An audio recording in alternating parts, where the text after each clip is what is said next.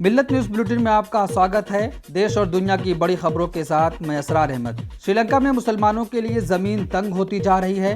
राष्ट्रीय सुरक्षा के नाम पर मुसलमानों पर कुछ पाबंदियां लगाने की योजना बनाई गई है। अब श्रीलंका ने देश में मुस्लिम महिलाओं द्वारा बुर्का पहनने पर प्रतिबंध लगाने और 1000 इस्लामी स्कूलों को बंद करने का फैसला किया है, जिसे आने वाले दिनों में श्रीलंकाई कैबिनेट द्वारा अनुमति दी जाएगी। एक विदेशी समाचार एजेंसी की रिपोर्ट के अनुसार श्रीलंका के सार्वजनिक सुरक्षा मंत्री सरथ ने एक संवाददाता सम्मेलन में बुर्का पर पाबंदी लगाने और मदरसों पर पाबंदी लगाने की घोषणा की है। कर्नाटक राज्य वक्फ बोर्ड ने मस्जिदों और दरगाहों में लाउड स्पीकर के इस्तेमाल को लेकर एक महत्वपूर्ण सूचना जारी की है। सूचना के मुताबिक फज्र की नमाज के लिए लाउड स्पीकर के इस्तेमाल पर रोक लगाई जाएगी, जबकि दूसरी नमाजों के लिए लाउड स्पीकर का इस्तेमाल किया जा सकता है। 9 मार्च 2021 को जारी सर्कुलर के मुताबिक रात 10 बजे से सुबह 6 बजे तक लाउड स्पीकर के इस्तेमाल पर रोक लगाई जाएगी। ध्वनि प्रदूषण को नियंत्रित करने के लिए निर्धारित नियमों के अनुसार दिन के दौरान लाउड स्पीकर का उपयोग करना अजान और अन्य महत्वपूर्ण घोषणाओं जैसे किसी की मौत, चांद देखने की जानकारी आदि के लिए दिन के दौरान लाउड स्पीकर का उपयोग किया जा सकता है। नमाज जुमा का खुतबा और नमाज के लिए साउंड बॉक्स का इस्तेमाल करना होगा। वो साउंड बॉक्स ऐसा हो जिससे आवाज़ मस्जिद के बाहर न जाए। इस्लाम की शिक्षाओं से प्रभावित होकर एक गैर मुस्लिम अमेरिकी महिला ने इस्लाम कबूल कर लिया है। अमेरिकी महिला बानुरिया विश्वविद्यालय पहुंची। स्थानीय मीडिया के अनुसार 42 वर्षीय एक अमेरिकी महिला टिफनी सालसेट स्मिथ ने इस्लाम की शिक्षाओं से प्रेरित होकर कराची के बानुरिया विश्वविद्यालय में इस्लाम कबूल कर लिया है। विश्वविद्यालय के अधीक्षक मौलाना नोमान नईम ने अमेरिकी महिला टिफनी स्मिथ को कलिमा पढ़ाया और उन्हें इस्लाम कबूल करने के लिए बधाई भी दी। उस महिला ने कहा कि उसने कुरान का अध्ययन किया और अल्लाह के कलाम से प्रेरित होकर इस्लाम में परिवर्तित हुई हैं। टिफनी सालसेट स्मिथ ने अपने लिए नया नाम आयशा अमीना चुना है।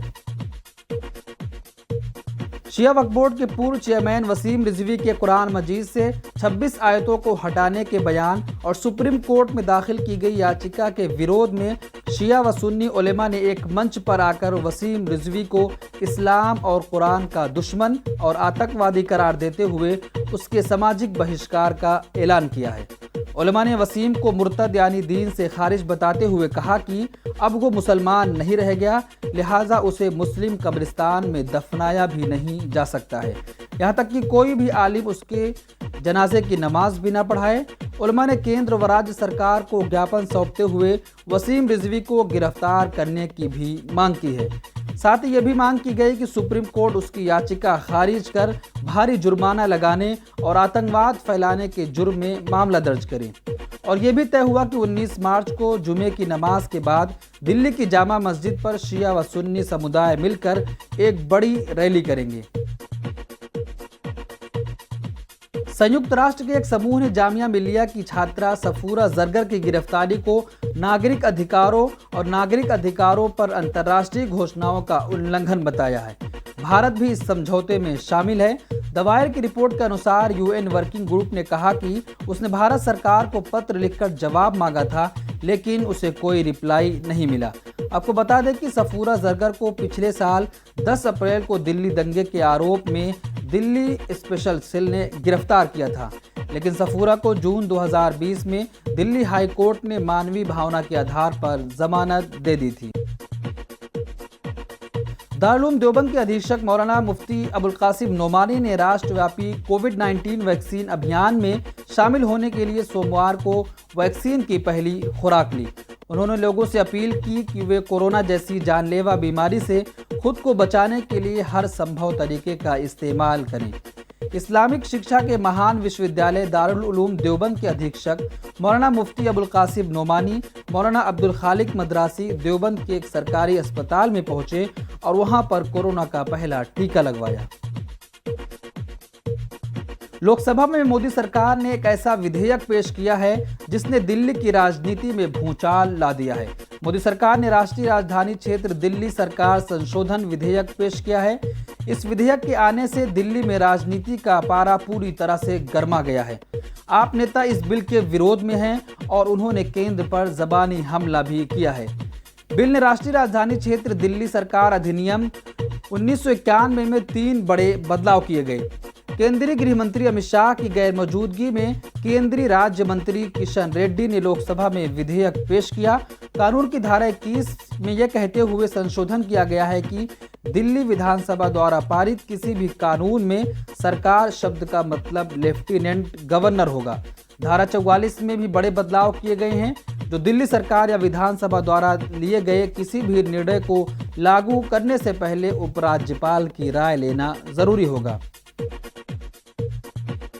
पिछले 27 सालों से जेल में उम्र कैद की सजा काट रहे 94 साल के एक बुजुर्ग को सुप्रीम कोर्ट ने एक याचिका पर सुनवाई करते हुए कुछ हफ्ते की अंतरिम राहत दी है। अदालत ने याचिकाकर्ता डॉक्टर हबीब अहमद खान की याचिका पर सुनवाई करते हुए उन्हें 6 सप्ताह की अंतरिम राहत दी है, जिसके कारण उन्हें जयपुर जेल नहीं जाना पड़ेगा। वरिष्ठ अधिवक्ता सिद्धार्थ ऑन रिकॉर्ड अग्रवाल और एडवोकेट मुजाहिद अहमद ने अदालत को बताया कि याचिकाकर्ता का उनके घर पर इलाज चल रहा है और उनकी स्थिति ऐसी नहीं है कि वो जयपुर जेल जा सकें और आत्मसमर्पण कर सकें। वरिष्ठ अधिवक्ता सिद्धार्थ ने अदालत को बताया कि आरोपी पूर्व में 3 बार पैरोल पर रिहा हो चुके थे और समय से पहले ही जेल में आत्मसमर्पण कर चुके हैं। देश भर के बैंक कर्मचारी बैंकों के निजीकरण के खिलाफ हड़ताल पर हैं, जिसकी वजह से बैंकिंग मामले पूरी तरह प्रभावित हो गए हैं। कांग्रेस नेता राहुल गांधी ने बैंक कर्मचारियों का समर्थन किया है और बैंक निजीकरण के खिलाफ हड़ताल पर हैं। कांग्रेस नेता राहुल गांधी ने बैंक कर्मचारियों का समर्थन किया है जो बैंक निजीकरण के खिलाफ हड़ताल पर हैं। उन्होंने ये भी कहा कि सरकार सार्वजनिक क्षेत्र में बैंकों को बेचकर देश की वित्तीय सुरक्षा के साथ गंभीर समझौता कर रही है। राहुल गांधी ने ट्वीट किया, सरकार मुनाफे का निजीकरण कर रही है और घाटे का राष्ट्रीयकरण कर रही है। सार्वजनिक क्षेत्र के बैंकों को बेचकर देश की वित्तीय सुरक्षा के साथ एक गंभीर समझौता किया जा रहा है। मैं बैंक कर्मचारियों के साथ खड़ा हूं जो हड़ताल पर हैं। कम्युनिस्ट और राज्यसभा में मनोनीत सांसद स्वपन दास गुप्ता ने मंगलवार को सदन से अपना इस्तीफा दे दिया है। आज उन्होंने अपना इस्तीफा इस आग्रह के साथ सौंपा कि इसे बुधवार तक स्वीकार कर लिया जाए। दरअसल भारतीय जनता पार्टी ने उन्हें पश्चिम बंगाल विधानसभा चुनाव के लिए टिकट दिया है, लेकिन चूंकि वर्तमान में राज्यसभा में मनोनीत करके भेजे गए हैं, ऐसे में तृणमूल कांग्रेस ने इसकी संवैधानिकता पर सवाल उठाया था। ब्यूरो रिपोर्ट, मिलत टाइम्स। मिलत टाइम्स को आपकी जरूरत है, हमारी आप माली मदद करें। हर महीने सिर्फ 100 रुपये और 1 साल के लिए एक साथ सिर्फ 1000 रुपये। रकम भेजने के लिए यहाँ दिए गए फोन पे, गूगल पे और पेटीएम नंबर का इस्तेमाल कर सकते हैं।